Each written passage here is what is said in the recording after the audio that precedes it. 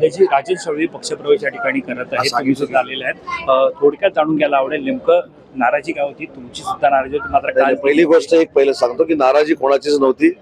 राजन साळवींसारखी व्यक्ती पक्षामध्ये प्रवेश करते, शिवसेनेची ताकद वाढणार आहे, एकनाथ शिंदे साहेबांची ताकद वाढणार आहे. शिवसेना एकनाथ शिंदे साहेबांच्या नेतृत्वाखाली चालते आणि जी व्यक्ती एकनाथ शिंदे साहेबांचे हात बळकट करायला येईल त्यांचं आम्ही स्वागत करणार आहे. कुठेही कटुता नव्हती.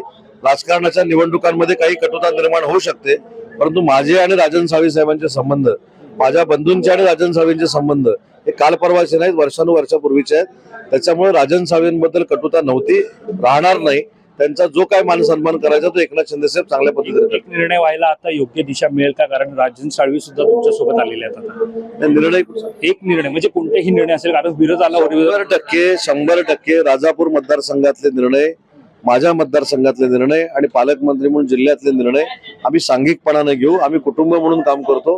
पक्ष हा एकनाथ शिंदे साहेबांच्या नेतृत्वाखाली चालतो, ते आमचे कुटुंब प्रमुख आहेत. त्याच्यामुळे एकनाथ शिंदे साहेबांच्या प्रतिमेला त्रास होईल असं कोणीही काही करणार नाही. मिशन टायगरला सुरुवात झाली आहे का? कारण तुम्हीच उल्लेख केला होता, मिशन टायगरच्या माध्यमातून अनेक उभाटाचे अनेक खासदार आमदार हे शिवसेनेत सुरुवात झाली ना. आज राजन साळवी साहेबांचा प्रवेश आहे, परवा अजून माजी आमदारांचा एक प्रवेश आहे.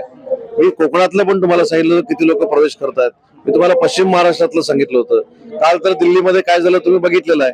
तर मला असं वाटतं की थोडं जर आपण थांबून अजून चर्चा केली 8 दिवसानं तर फार मोठं युबीटीतले लोक एकनाथ शिंदे साहेबांकडे आलेले दिसतील. आपण शेवटचा प्रश्न, आज आदित्य ठाकरे दिल्लीत दाखल झालेले आहेत, ते राहुल गांधींची भेट घेत आहेत, केजरीवालांची भेट घेतात आणि सर्व खासदारांना एकत्रित घेऊन महाराष्ट्राचं हेच दुर्दैव आहे की ज्या वंदनीय बाळासाहेबांनी विदा सावरकरांना, स्वातंत्र्यवीर विदा सावरकरांना भारतरत्न द्या म्हणून सांगितलं, त्यांच्यावर टीका केल्यानंतर माझ्या माहितीप्रमाणे मणिशंकर अय्यरला जोड्यानं मारलं.